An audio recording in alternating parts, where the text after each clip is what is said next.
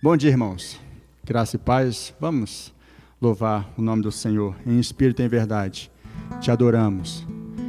Que você possa experimentar na sua casa, onde você estiver, a presença do Senhor e a bênção de saber que fomos criados para a honra e glória desse Deus que nos ama e que cuida de nós. Amém?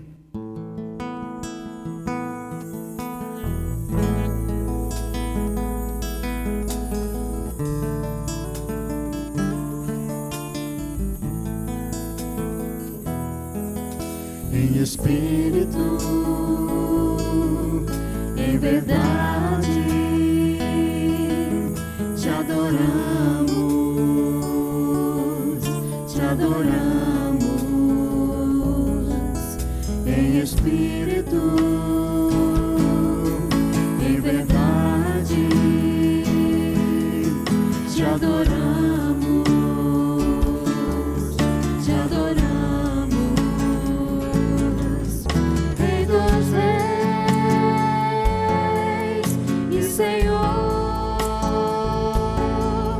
Te entregamos nosso viver, Rei dos Reis e Senhor. Te entregamos nosso viver pra te adorar.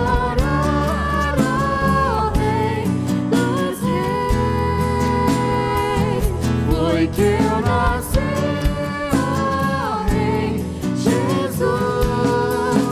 Meu prazer é te louvar, meu prazer é estar nos átrios do Senhor. Meu prazer é viver na casa de Deus, onde flui o amor. Em espírito e em verdade. Em espírito, em verdade, te adoramos, te adoramos. Em espírito, em verdade, te adoramos.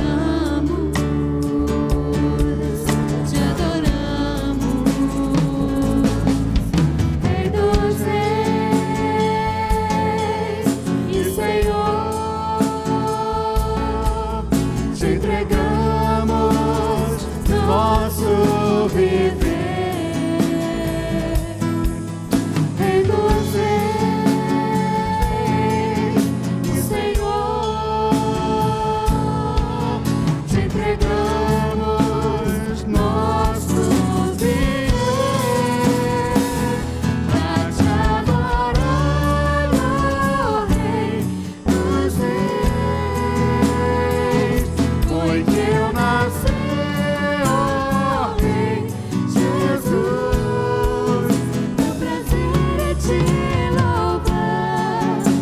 prazer é estar nos atos do Senhor. Meu prazer é viver na casa de Deus, onde flui o amor,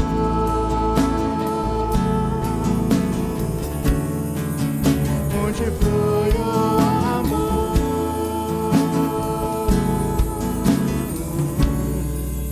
Ministrando louvor.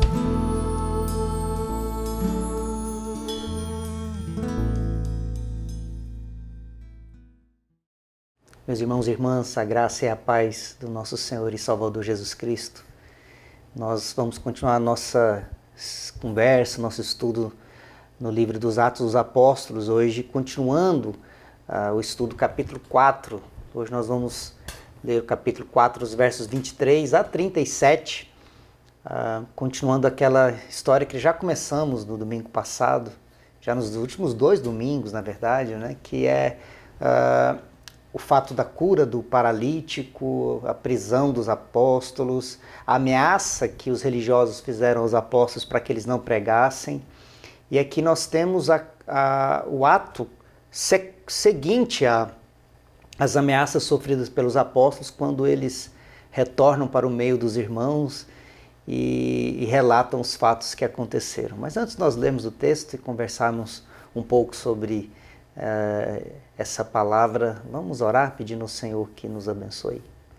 Obrigado, Deus bendito, pela sua presença santa na nossa vida. Obrigado, Senhor, pelo privilégio que nós temos de ler a Tua Palavra, estudar a Tua Palavra e saber que o Senhor é Deus que continua a nos abençoar, a falar conosco, a nos trazer vida e esperança. Obrigado pela Sua Palavra tão bendita. Abra os nossos ouvidos, Senhor, abra a nossa mente, o nosso coração, para que possamos não apenas aprender, mas acima de tudo, que o nosso coração e a nossa vida estejam pautados todos os dias, ó Pai, em obediência, naquilo que o Senhor deseja para nós enquanto Teu povo. Dá-nos a Tua bênção. Nós oramos no nome santo de Jesus, nosso Senhor e nosso Salvador, hoje e sempre. Amém.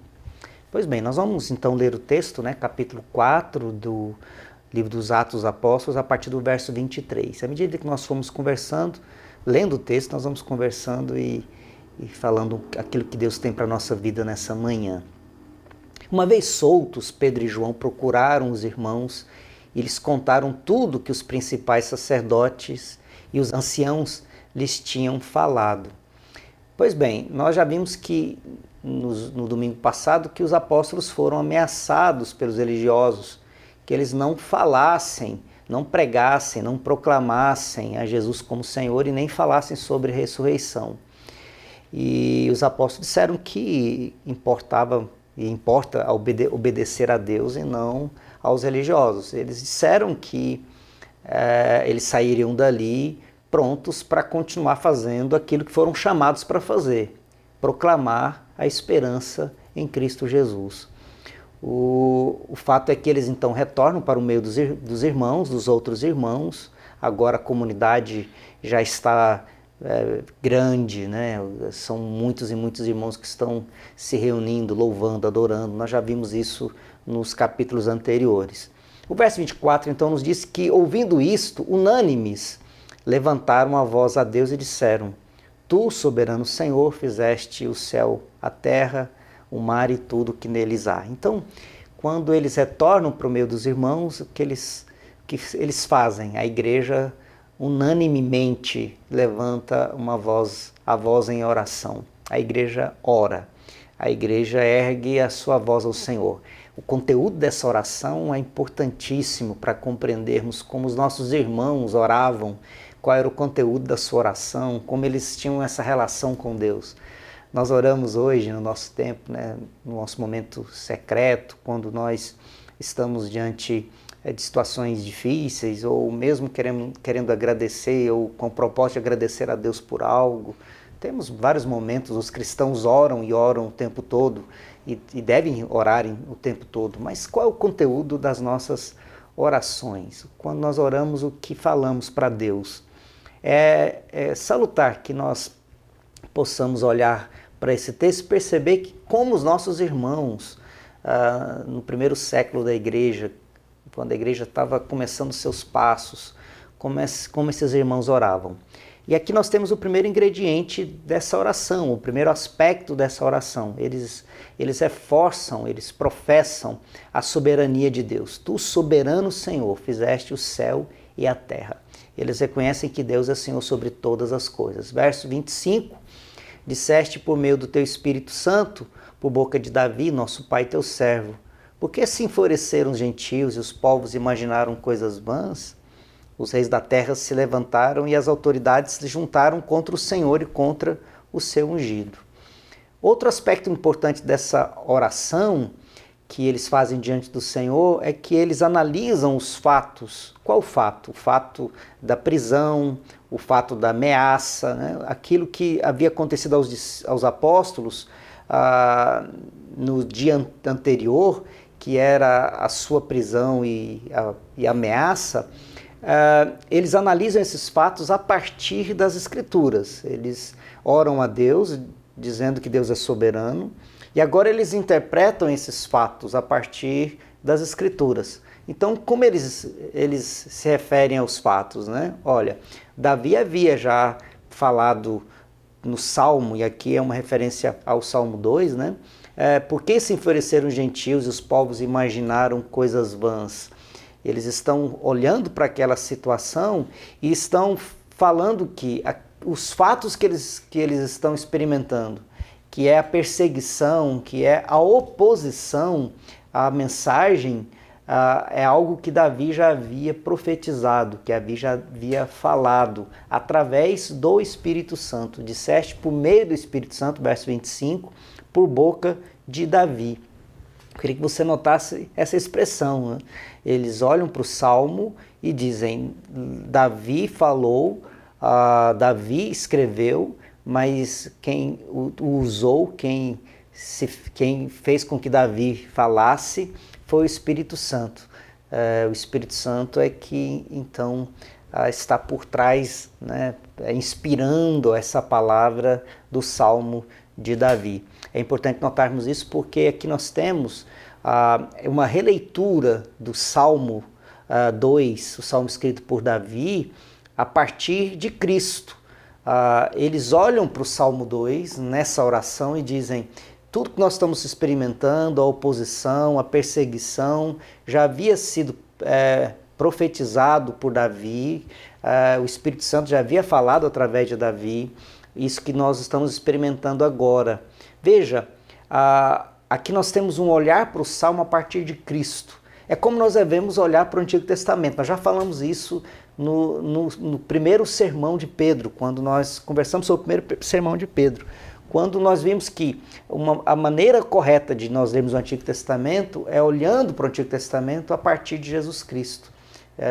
Nós temos aqui algo que é central para a fé cristã. Se nós não olharmos para o Antigo Testamento e não olharmos o Antigo Testamento a partir de Jesus Cristo, nós lemos o Antigo Testamento com o olhar de um judeu numa sinagoga. O que faz diferente uma sinagoga de um templo cristão? A sinagoga lê o Antigo Testamento e se fica preso à mensagem do Antigo Testamento. O que um cristão faz quando lê o Antigo Testamento? Ele lê o Antigo Testamento e pergunta para esse Antigo Testamento, para todos os textos do Antigo Testamento, onde está Jesus? O que esse texto fala sobre Jesus? O que esse texto fala sobre o Senhor Jesus? Aqui nós temos uma imagem muito interessante para compreender essa leitura do Antigo Testamento que eles fazem aqui.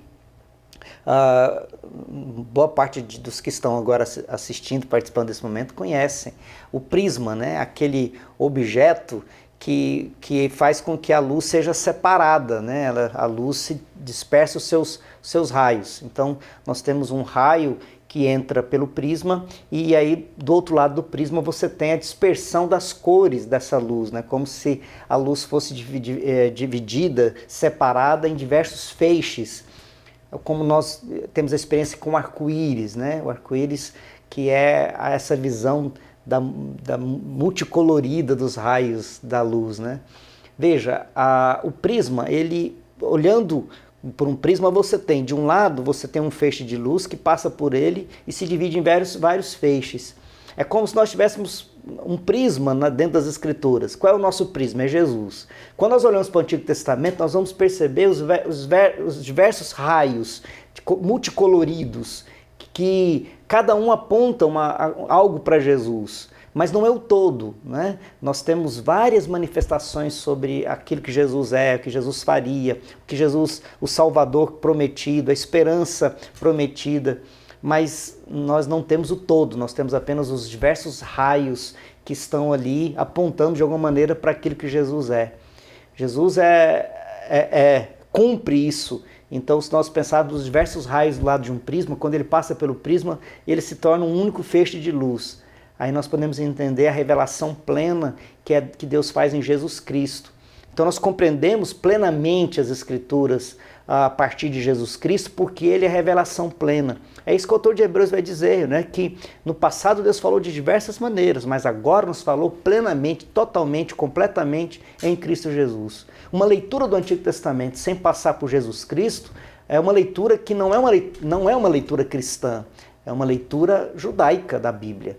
Qual é a diferença, o pastor repete, né? Qual é a diferença de lermos um texto do Antigo Testamento sem Jesus, sem passar por Jesus, sem compreender que ele aponta para Jesus? Nós lemos esse texto como se fôssemos judeus dentro de uma sinagoga. A diferença dos cristãos é que eles leem as Escrituras a partir de Jesus Cristo, em Jesus Cristo e para a glória de Jesus Cristo.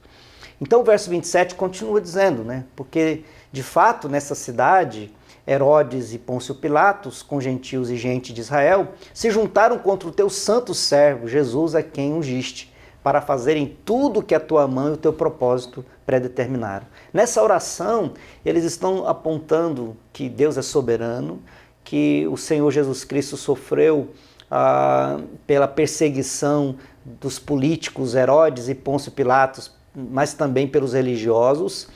E esse Jesus que sofreu, que está prometido lá no Salmo 2, sobre o qual fala Davi, esse é ungido, é o Messias, verso 28, para fazerem tudo que a tua mão e o teu propósito pré-determinaram. O que o texto está nos dizendo é que os planos dos inimigos não apenas fracassam, não, a sua execução bem-sucedida somente é capaz de realizar aquilo que a tua mão e o teu propósito predeterminaram que aconteça. John Stott diz que com essa mensagem, com essa oração, eles estão vendo o mundo e a história a partir da fé. Eles interpretam os fatos a partir da fé em Cristo. É fabuloso isso, né? Tudo que a tua mão e o teu propósito predeterminaram. Os inimigos acham que mataram Jesus, que colocaram o plano de Jesus num fim, mas eles estavam, na verdade, cumprindo o propósito eterno de Deus. Verso 29, agora, Senhor, olha para as ameaças deles e concede aos teus servos que anunciem a tua palavra com toda a ousadia, enquanto estendes a tua mão para fazer curas, sinais e prodígios por meio do nome do teu santo servo Jesus. Quero destacar que eles não pediram poder para dominar, nem pediram poder para vingar. Eles acabaram de falar da injustiça que foi cometida contra Jesus. Ele, santo servo ungido, foi perseguido pelos políticos e pelos religiosos para cumprir o plano de Deus, mas isso não torna aquilo que fizeram com Jesus menos injusto.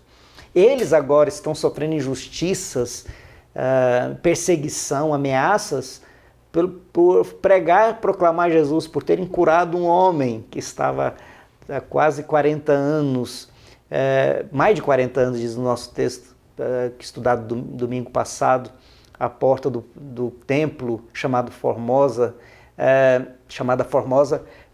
esperando esmolas, e os discípulos lhes dão a mensagem capaz de mudar a sua vida. Veja, eles agora, sofrendo injustiças, eles pedem a Deus poder, para terem o quê? Né? Para exercerem vingança, para exercerem domínio sobre os homens, fazer um Estado dominado pelos cristãos, né? Que com a lei cristã sobre todos. Os cristãos às vezes fazem isso no decorrer da história. Em muitos momentos os cristãos pediram poder, lutaram por poder, criaram reinos poderosos, ditaduras poderosas para impor a fé, para impor a religião. Veja que os discípulos nos ensinam algo maravilhoso. A Igreja de Cristo não pede poder para dominar e não pede poder para exercer vingança sobre os que não creem. Ela pede poder para anunciar a palavra com intrepidez. Os servos, como eles se consideram, precisam de intrepidez para cumprir a missão de testemunhar e proclamar. E que Deus, na sua graça, na sua misericórdia, faça com que acompanhe essa pregação, essa proclamação, as curas, os sinais e os prodígios. O texto apenas está nos mostrando que quando a palavra é pregada, quando a igreja cumpre o seu propósito, Deus abençoa com poder, e eles pedem que Deus abençoe com poder para que coisas maravilhosas pudessem acontecer. Verso 31, tendo eles orado, tremeu o lugar onde estavam reunidos, todos ficaram cheios do Espírito Santo e com ousadia, intrepidez, anunciavam a palavra de Deus. Nós vamos sempre ler em Atos Apóstolos essa equação. Ficar cheio do Espírito Santo, ser revestido de poder, para ter ousadia, intrepidez, para proclamar a palavra que é a missão da igreja. Sempre essa equação, e ela precisa ficar guardada na nossa mente e no nosso coração. Ser cheio do Espírito Santo é ter intrepidez, ousadia, para proclamar o evangelho do reino de Deus.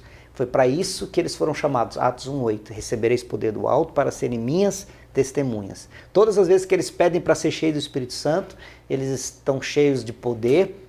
Que poder? Para serem intrépidos, para serem ousados, para proclamar o evangelho do reino de Deus, para proclamar a palavra de Deus.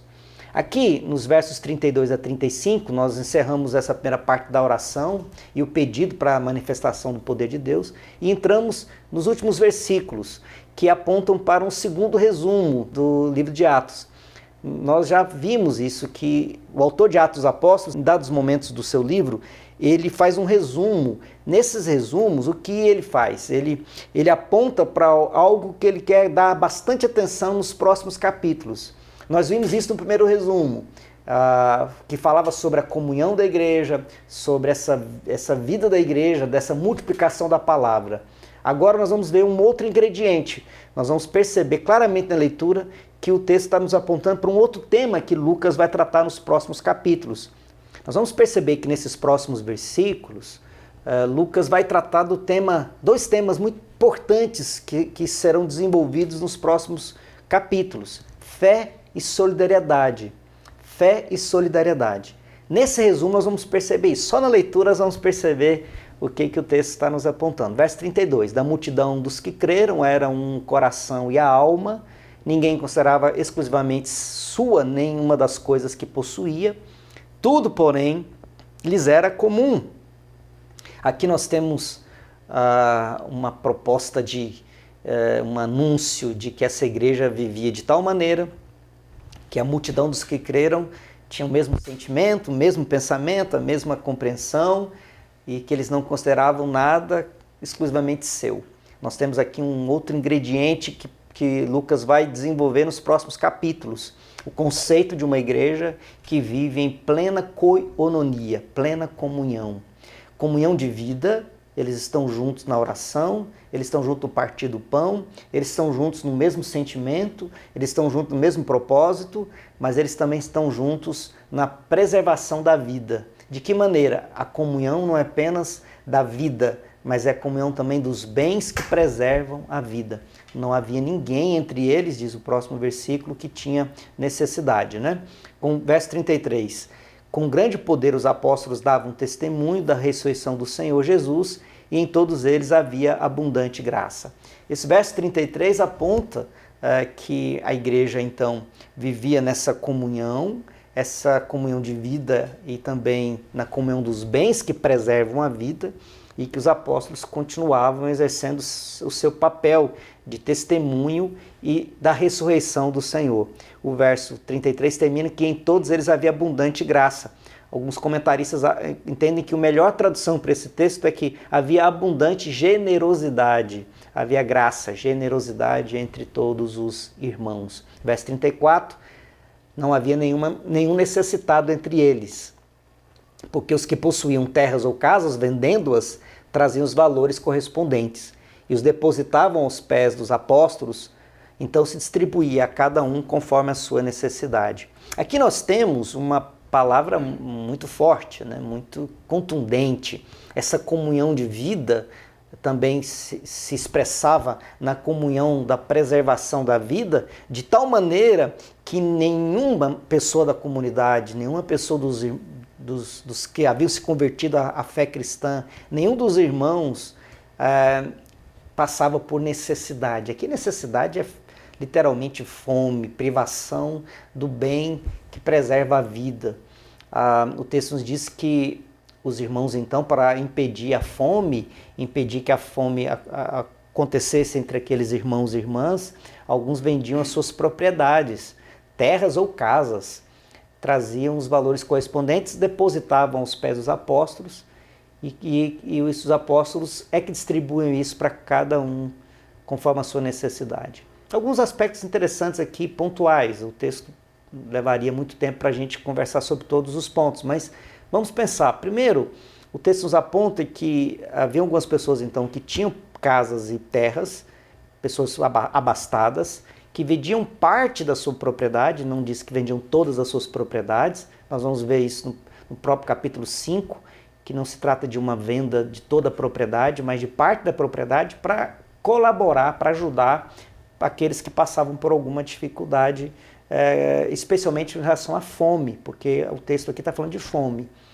Nós vamos perceber isso no capítulo 6, como essa fome acaba levando a igreja a tomar outras atitudes. Mas veja só, o fato é que nós temos uma comunidade, uma comunhão de irmãos e irmãs, em que alguns estão passando fome, dificuldades. Como é que isso acontece? É só nos lembrarmos da nossa conversa do texto de Pentecostes, lá no capítulo 2. Nós vimos que para a celebração do Pentecostes, vieram pessoas de todas as partes do Império Romano e no Pentecostes, ouvindo a mensagem de Pedro, se converteram à fé cristã. Pessoas que possivelmente tenham vindo de várias partes do Império Romano e não voltam para as suas casas, não voltam para as suas cidades, elas não voltam para os seus lugares onde nasceram, né? Permanecem em Jerusalém, ali aos pés dos apóstolos, aprendendo sobre Jesus, aprendendo sobre a palavra, orando juntos, vivendo essa comunhão de partir o pão de casa em casa, como nós já vimos. Veja, o fato é que esse grupo começa a crescer. Nós já temos mais de 5.000 homens narrados aqui no texto que se converteram. Quando o texto fala que chegou a 5.000 homens, nós talvez não tenhamos aqui a contabilidade de todos, fora as mulheres e as crianças. Quantas pessoas? Nós não temos a percepção de qual o número desses cristãos, mas nós temos um grande número de cristãos vivendo nessa comunhão de vida e que alguns estão ali passando agora necessidade. Veja, os apóstolos não pedem, o texto em nenhum lugar diz que os apóstolos pedem para que as pessoas vendam suas propriedades. Há naturalmente um desejo, naturalmente a intenção de irmãos e irmãs, olhando para a necessidade dos outros,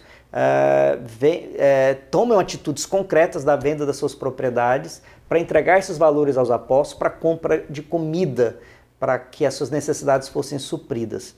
Verso 35 nos diz que é isso que eles faziam, eles depositavam aos pés dos apóstolos para mostrar que aqui não se tratava de uma caridade feita por uma pessoa, para que ninguém levasse o mérito de estar fazendo uma caridade em nome próprio.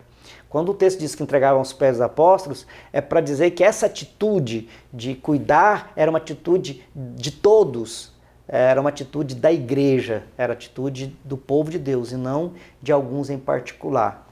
Quando João Calvino comentou esse texto, ele disse o seguinte: seria preciso que tivéssemos corações mais duros do que aço para não sermos tocados pela leitura desta narrativa. Naqueles dias, os crentes davam abundantemente daquilo que era deles. Hoje, não nos contentamos em guardar egoisticamente aquilo que é nosso, mas insensíveis, queremos roubar os outros. Eles vendiam seus próprios bens naqueles dias. Hoje, é o desejo de possuir que reina supremo. Naquele tempo, o amor fez com que a propriedade de cada homem se tornasse propriedade comum para todos, os necessitados.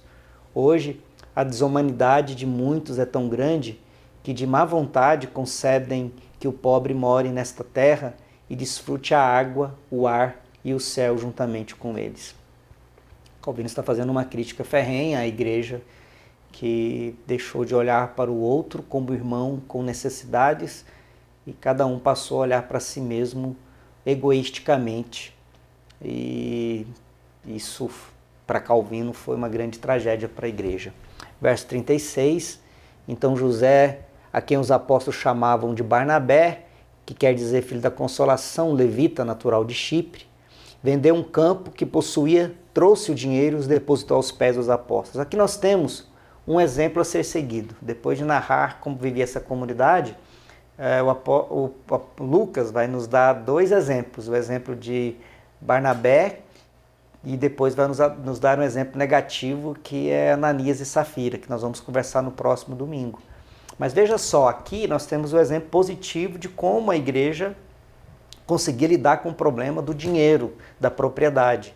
Diz o texto que José, o homem conhecido também como Barnabé, ou filho da consolação, literalmente filho do encorajamento, era um levita da natural de Chipre, da ilha de Chipre, né? Ele vendeu um campo e trouxe o dinheiro e depositou aos pés dos apóstolos.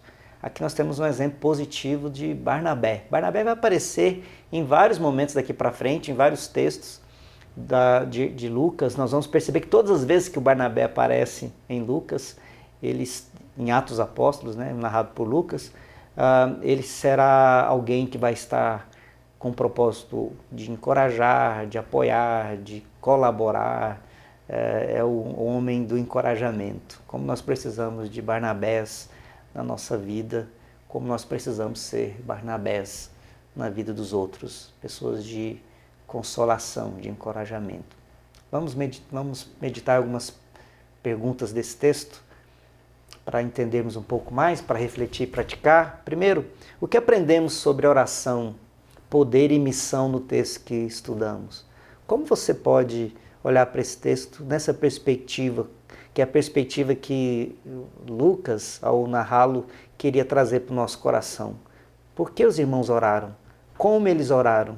Qual poder eles pediram? Para que missão? E que missão eles queriam cumprir como resposta a essa oração? Acho que nós precisamos aprender muito a orar olhando para esse texto. Amém? A segunda pergunta, o segundo motivo para que possamos refletir e praticar, a oração tem sido nosso primeiro recurso quando as dificuldades chegam. Vejam que os irmãos estavam saindo de uma ameaça, perseguição, prisão, e eles estão diante de um desafio. O que fazer? Quando você não sabe o que fazer, o que você faz? Quando você está à sua frente algo que você não sabe que caminho tomar, qual decisão tomar, qual é a sua primeira atitude? A oração tem sido o seu primeiro recurso ou tem sido a última alternativa? A terceira pergunta é: a solidariedade é uma marca da fé em Cristo que confronta o pecado do egoísmo.